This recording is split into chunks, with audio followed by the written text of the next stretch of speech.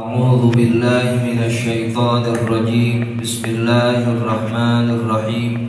الحمد لله رب العالمين، وبه نستعين على أمور الدنيا والدين، وصلى الله وسلم على سيدنا ومولانا محمد خاتم النبيين وعلى آله وصحبه أجمعين، ولا حول ولا قوة إلا بالله العلي العظيم.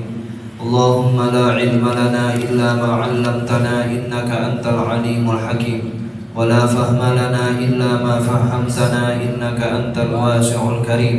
نسأل الله سبحانه وتعالى أن يعلمنا ويفهمنا ويفتح علينا فتوح العارفين، إنه بذلك قدير وبالإجابة جدير، وهو حسبنا ونعم الوكيل.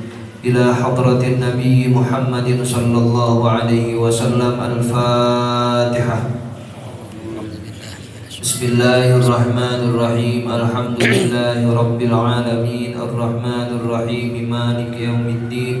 إياك نعبد وإياك نستعين. اهدنا الصراط المستقيم، صراط الذين أنعمت عليهم غير المغضوب عليهم ولا الضالين.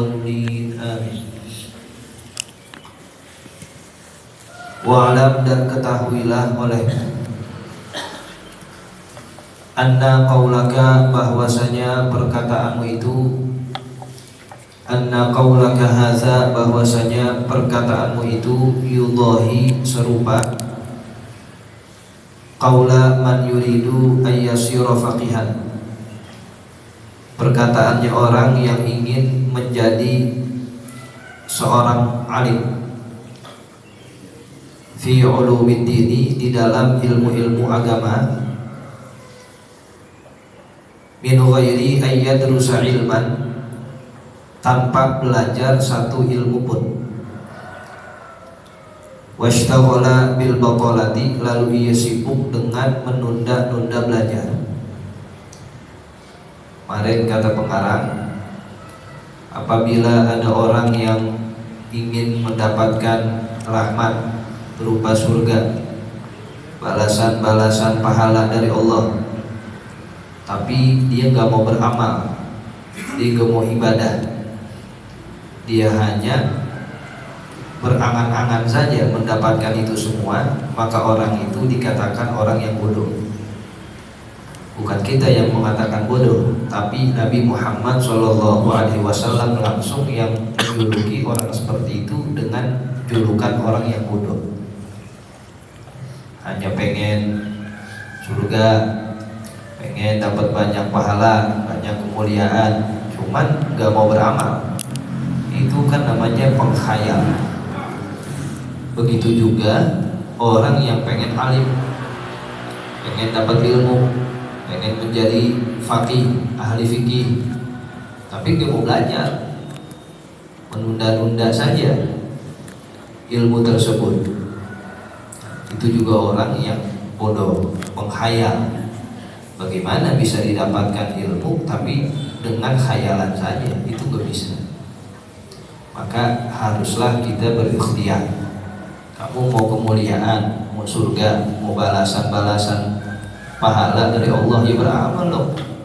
Sholat, jamaah, mengaji, sedekah. Itu namanya orang ingin kemuliaan dengan beramal.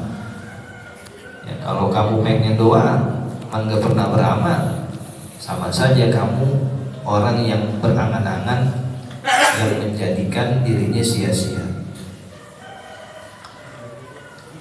Wa qala, dan ia berkata, innallaha karimun rahimun, sesungguhnya Allah itu mulia lagi penyayang.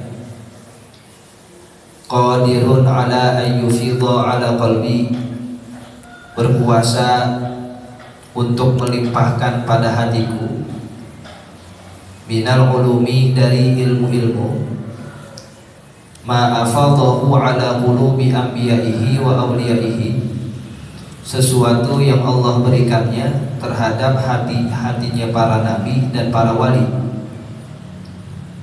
min ghairi juhdin, tanpa adanya kesungguhan, wa takrorin, dan mengulang-ulang pelajaran, wa ta'alluqin, dan bergantung kepada sebuah ilmu. Kata dia begitu, saya pengen jadi orang alim, ingin menjadi orang ahli fikih, menguasai ilmu agama. Kamu belajar? Enggak, saya enggak belajar. Nah terus gimana dapatnya itu ilmu? Ya kan Allah maha mulia, kata dia begitu. Allah kan maha pemurah. Sebagaimana Allah memberikan ilmu kepada para nabi, kepada para wali tanpa belajar, Allah bisa dong ngasih itu kepada saya juga tanpa belajar. Kata dia begitu. Ya kita kata balik, emang kamu wali, kamu nabi. Kalau mereka si wali benar, tanpa belajar, tanpa ia ikhtiar, Allah kasih. Nah kan kita sadar diri, nabi bukan, wali bukan, ibadah juga tidak begitu sungguh-sungguh. Tapi kamu pengen mendapatkan ilmu tanpa belajar, ya namanya kan penghayal, orang yang hanya bisa berangan-angan. Jangan begitu. Kalau kamu ingin menjadi seorang alim, ya kamu harus belajar, ikhtiar. Memang Allah yang ngasih ilmunya, tapi kan dilihat sejauh mana kamu berusaha. Allah sih mau ngasih ilmu gampang aja, kapanpun ia mau, sekejap mata jadi kita. Cuman dilihat dulu bagaimana pengorbanan kita sebagai penuntut ilmu. Ada orang yang menuntut ilmunya lama banget, baru dikasih sama Allah puluhan tahun. Ada orang yang sedang gak begitu lama, Allah kasih ilmu. Ada yang cepat, Allah kasih juga. Itu tergantung dari kemurahan Allah. Tapi dilihat, saya sih ngaji gak banyak-banyak, cuma 3 tahun, kata dia. Saya ngaji sama guru anu 3 tahun. Oh ngaji apa? Saya cuma ngaji nahu, ngaji alat, itu aja. Saya ngaji sama beliau itu 3 tahun, tapi dengan totalitas semua saya kerahkan, sampai waktu, sampai letih saya, semuanya saya kerahkan. Satu ketika gurunya bilang, "Dah kamu cukup belajar, kamu sudah saya kasih ilmu dengan sarang-sarangnya," gitu aja. Kayak burung dikasih sama sarang-sarangnya. Semuanya sudah kamu dapatkan, semuanya sudah kamu pelajari. Udah jadi aja.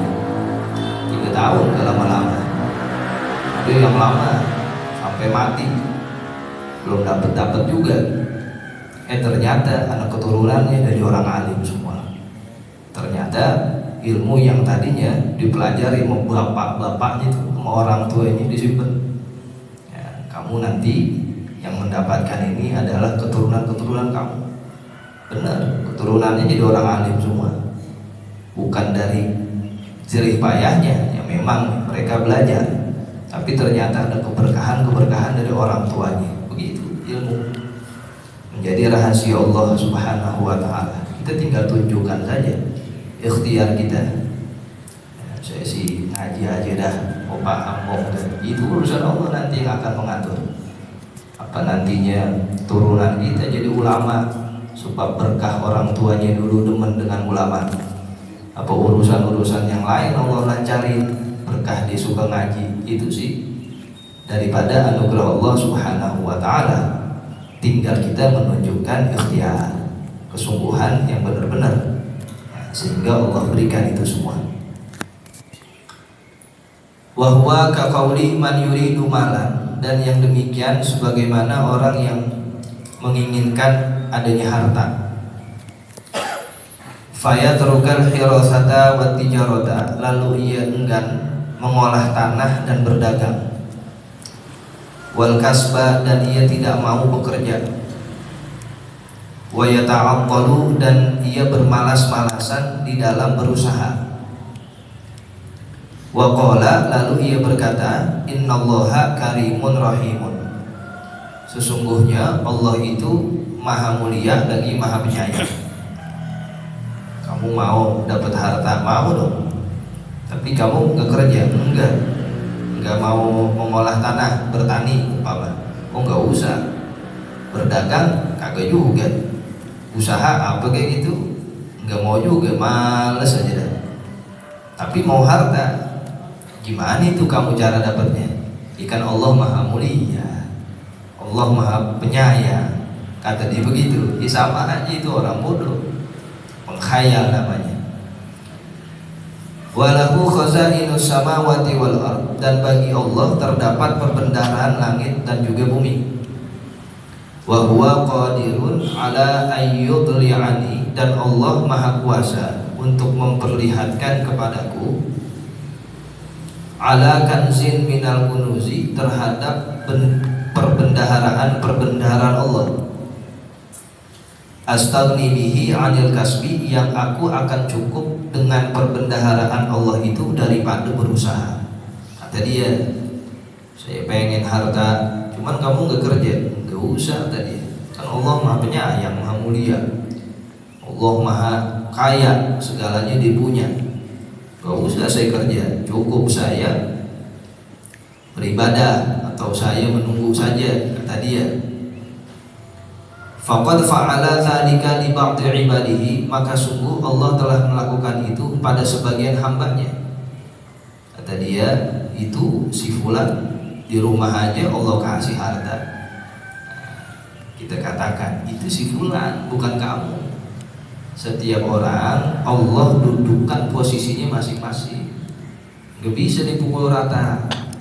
Secara dasarnya, kalau kamu ingin harta, kalau kamu ingin mendapatkan satu kecukupan, ya kamu harus bekerja apa aja, membajak sawah, bertani, berdagang, apa aja kerjain.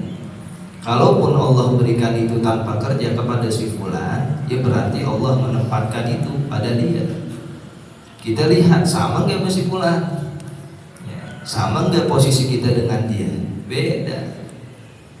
Seperti burung, ada burung yang di luar hidupnya mencari makan, ya, dia terbang ke satu tempat, cari lagi ke satu tempat, hidupnya di situ. Ada burung yang memang dipelihara sama tuannya, gak usah pakai terbang ke sono nemplok ke sini. Tiap pagi dikasih makan, dimandiin, ada vitaminnya, apa segala macam.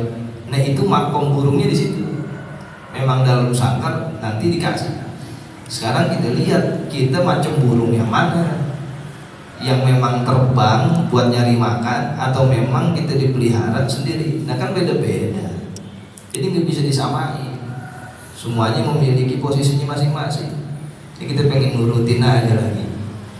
Di rumah aja, kamu sanggup nggak wiridnya kayak dia, ibadahnya kayak dia, kayak tidur tiap malam, ya, setiap hari baca ini baca itu, kayak gini, kamu pengen kayak dia, sementara kehidupannya aja beda.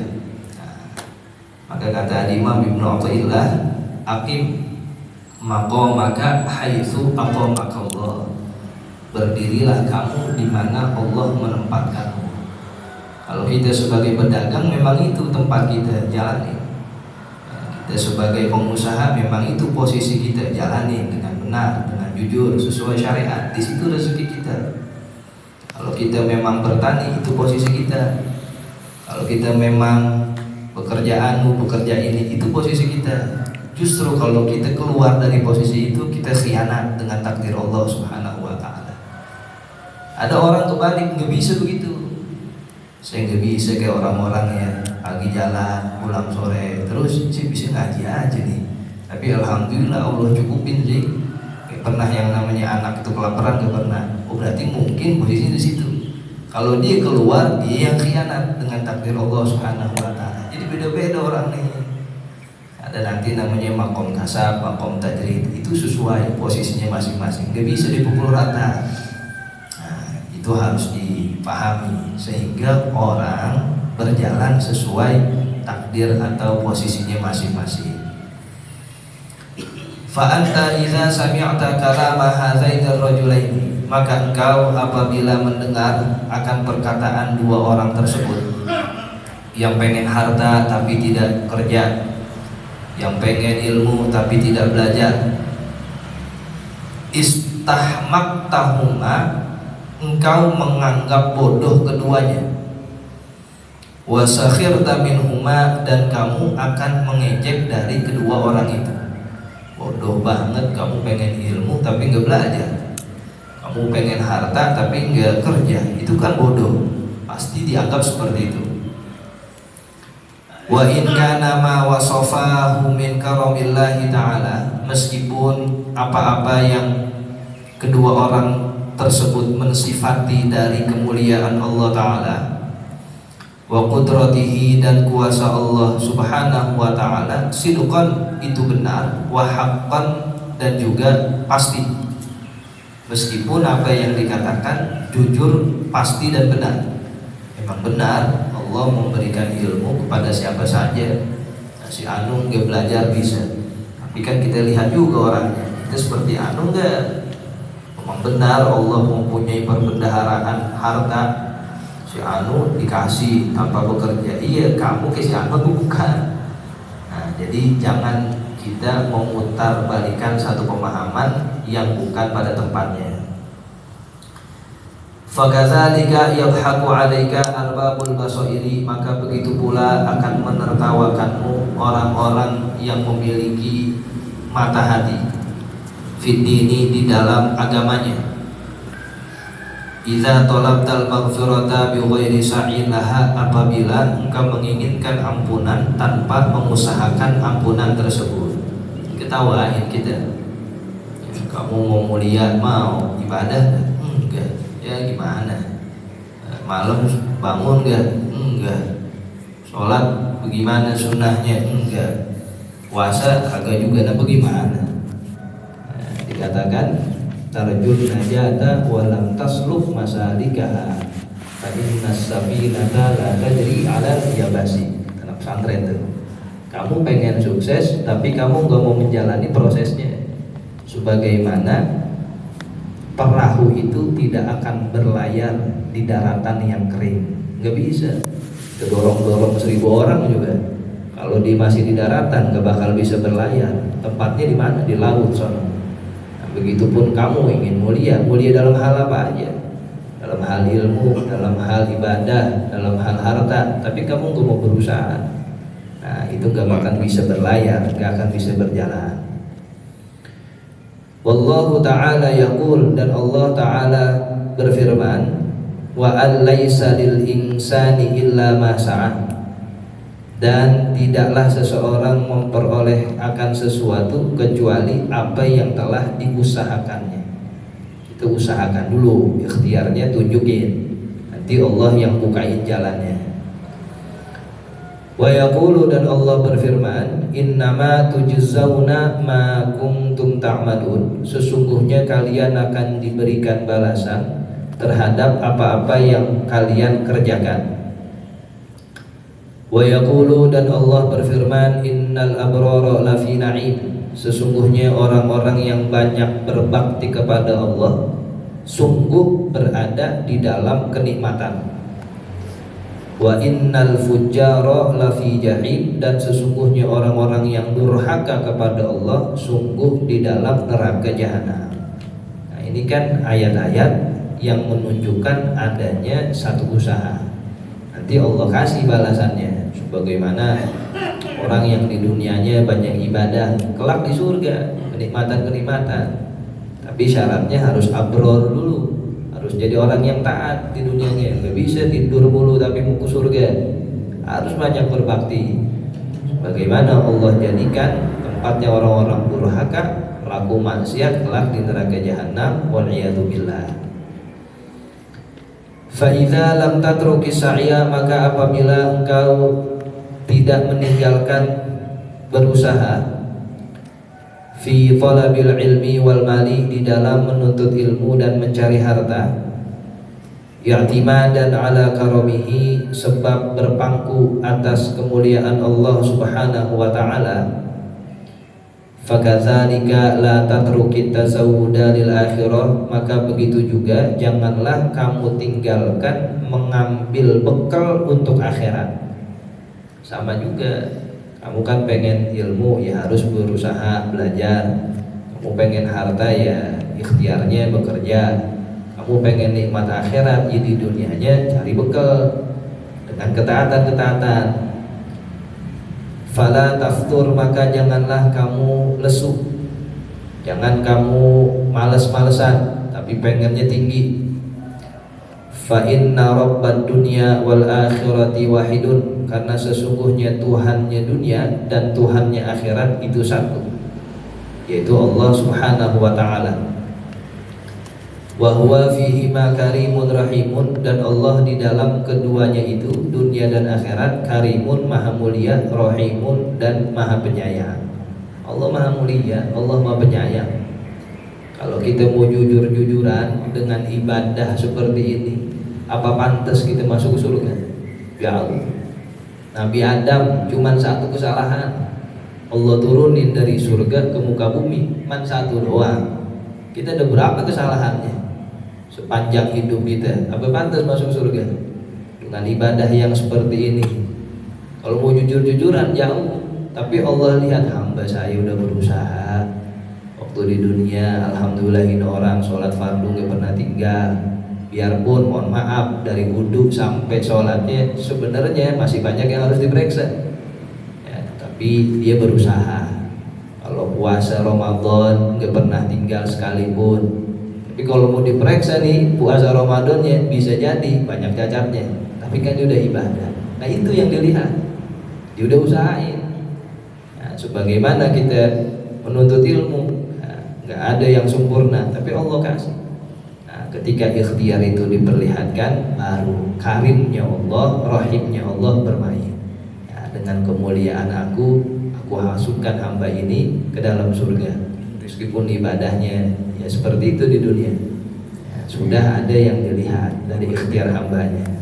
Begitu maksudnya, sehingga apa yang kita lakukan meskipun masih banyak kurangnya, tetap kita persembahkan kepada Allah Subhanahu wa taala sambil mengharap rahmat dan juga kemuliaannya. Walaisa yazidu lahu karamun bi ta'atika, dan tidaklah bertambah baginya kemuliaan Allah dengan taatmu. Kita semua mau maksiat mau taat, Allah tetap mulia aja. Wa innama karamuhu, sesungguhnya kemuliaan Allah, fi ayyu yassira laka, di dalam memudahkanmu, tariqal wusuli, kepada jalan sampainya kamu, ilal mulkil muqim, terhadap kerajaan yang permanen, yang selamanya, wan na'imid daim, dan kenikmatan yang senantiasa, al mukhalladi, yang kekal, bis sabri ala tarki syahawat, dengan sabar atas meninggalkan keinginan-keinginan dunia, ayyaman qalaila, semasa hidupmu di dunia itu. Wa hadza nihayatul karam, dan inilah yang disebut penghabis-habisnya kemuliaan. Nah, nanti dibuat gampang, dibuat mudah. Asal mau ibadah Allah entengin kakinya, asal mau taat Allah buat lancar. Pokoknya urusan yang di situ ada keridhaan Allah dibuat gampang buat kita ngejalanin. Itu sebenarnya kemuliaan buat kita. Jadi kemuliaan bukan pangkat, tahta, jabatan. Satu sisi itu kemuliaan, tapi yang dikatakan nihayatul karam, sehabis-habisnya kemuliaan yang Allah berikan kepada hambanya saat dia pengen taat, Allah buat gampang urusannya. Apa aja, pokoknya buat urusan ibadah enteng aja tangannya, kakinya gampang aja. Ya, mau korban nih dikit lagi, itu ada aja jalannya.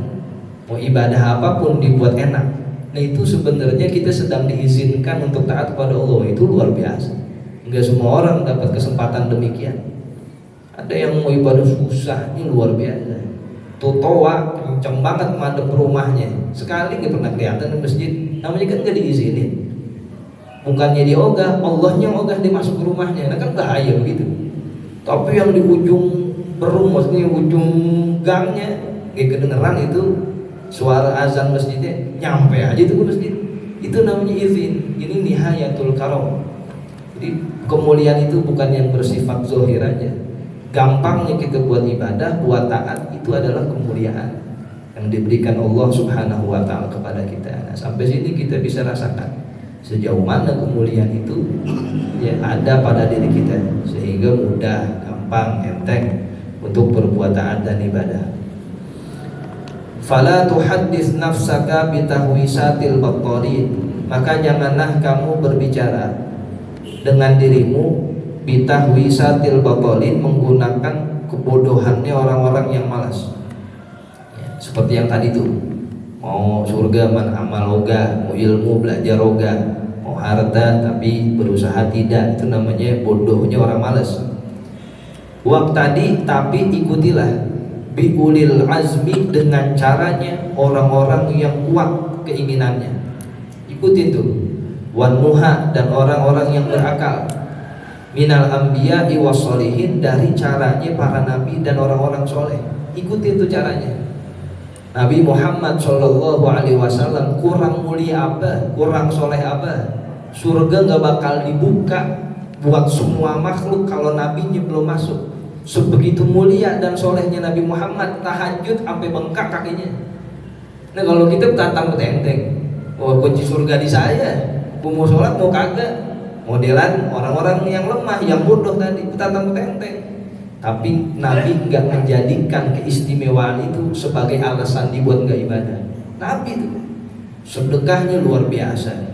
Orang kalau ke rumah Nabi nih bawa sekeranjang makanan, dibalasnya bisa lipatan dari keranjang itu. Baiknya luar biasa. Kalau mau ngasih nggak pakai ngeliat-ngeliat, yang ada aja keluarin semua. Dia sih urusan belakangan.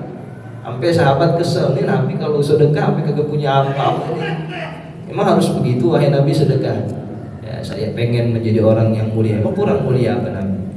Ya, kalau sholatnya, sunnahnya, semuanya Rasulullah kerjakan. Itu yang disebut dengan ikhtiar. Padahal sudah dijamin masuk surga. Orang-orang soleh, para wali yang sudah mendapatkan karomah, ibadahnya luar biasa. Kalau sholat subuhnya yang berjamaah nangis dia. Padahal dia sudah mendapatkan kemuliaan, tapi nyesalnya luar biasa. Malam ke ibadah. Itu yang begitu kita ikutin. Nah kita belum ada kemuliaan apa-apa. Man pengen satu yang tinggi di sisi Allah Subhanahu wa taala, beramal logat. Nah, itu yang dikatakan al-battalin, orang bodoh, ya, orang malas, hanya alasan saja. Ya, tapi yang diinginkan adalah khayalan yang tinggi. Wala tatma' fi an tahsida ma lam tazra', dan jangan kamu berambisi terhadap sesuatu yang kamu ingin panen namun kamu tidak tanam. Walaita man sholla wa shoma, dan semoga saja orang yang sholat dan berpuasa, wajahada wattaqo, dan dia bermujahadah, berperang, wattaqo, dan bertakwa, ghufira lahu, diampuni dosanya bagi dia oleh Allah Subhanahu wa taala. Jadi orang yang beribadah saja masih semoga, bagaimana yang kagak? Fahadihi, maka penjelasan-penjelasan ini jumalun, satu jumlah, mimma yanbaghi an tahfazu anhu jawahirihaka zahiratan, daripada sesuatu yang selayaknya kamu jaga anggota-anggota badanmu yang zahir. Nah, itu penjelasan dari jaga lisan, jaga kaki, tangan, dan seterusnya. Wa a'malu hadhil jawarihi, dan amal-amalan anggota-anggota badan ini, innama tatarasyahu min sifatil qalbi, akan muncul dari sifat-sifat bersihnya hati. Fa in aradta hifzal jawarihi, maka apabila engkau ingin menjaga anggota badanmu yang zahir, fa alaika bi tathhiril qalbi, maka lazimkan atasmu mensucikan hati. Kalau kamu pengen mendapatkan zahir yang bagus, itu berasal dari hati yang suci. Dari situ kamu mulai. Wa huwa taqwal batin, yaitu ketakwaan di dalam batinnya. Wal qalbu huwal mudghatul lati idza saluhat, dan hati itu adalah segumpal daging yang apabila benar, saluha biha sairul jasadi, akan benar juga dengan segumpal daging itu semua anggota tubuh. Intinya di hati. Apabila bagus, maka semua perangainya ikut bagus.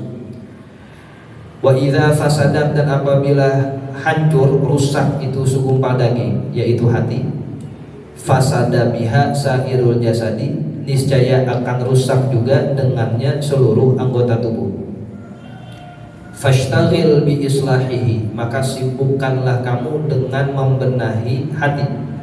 dengan memperbaikinya, mensucikannya. Litusliha bihi jawarihaka, sehingga menjadi benar pula dengan hati itu anggota-anggota tubuhmu yang zahir. Wasalahuhu, dan bagusnya hati, yakunu bimulazamatil muraqabati, itu bisa dicapai dengan senantiasa adanya muraqabah. Muraqabah adalah satu sifat, satu kesadaran yang merasa dirinya senantiasa dipantau oleh Allah Subhanahu wa ta'ala. Di semua anggota tubuh kita yang dianjurkan dan diperintahkan untuk dijaga asalnya dari kesucian hati. Dari mana itu kesucian dan kebaikan hati didapat?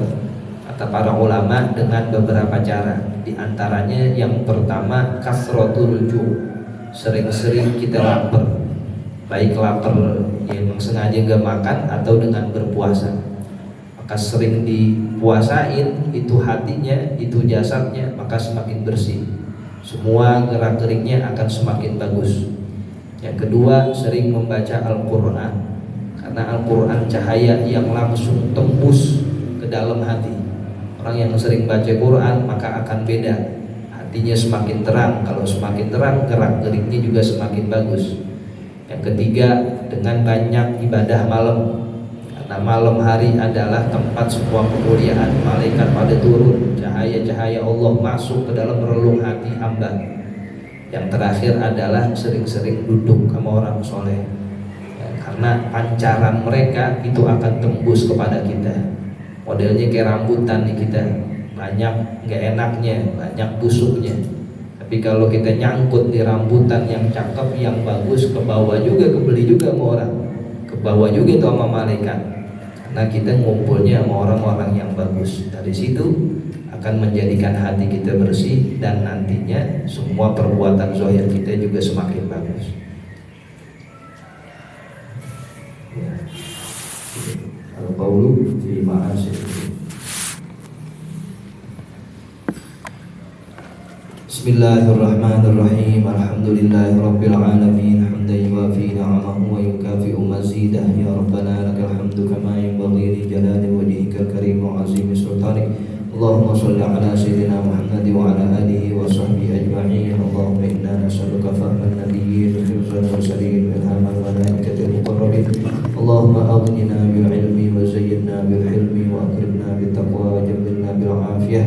Allahumma ana Allahu syahiduna, Allahu hadiruna, Allahu naziruna, Allahu qaribun minna. Wastashir ma'ani dzalika kulli, wastashir ma'ani dzalika kulli, wastashir ma'ani dzalika kulli. Rabbana atmim lana nurana waghfir lana innaka ala kulli syai'in qadir. Rabbana atmim lana nurana waghfir lana innaka ala kulli syai'in qadir. Rabbana atmim lana nurana waghfir lana innaka ala kulli syai'in qadir. Rabbana hab lana ilman min ladunka ladunniya wa sabab rabbaniyya wa zayyid ilahiyya wa nuran samawiyya bi rahmatika ya arhamar rahimin. Rabbana atina fid dunya hasanah wa fil akhirati hasanah wa qina adzabannar. Wa sallallahu ala sayyidina Muhammad wa ala alihi wa sahbihi wasallam. Subhana rabbika rabbil izzati amma yasifun wa salamun ala al mursalin.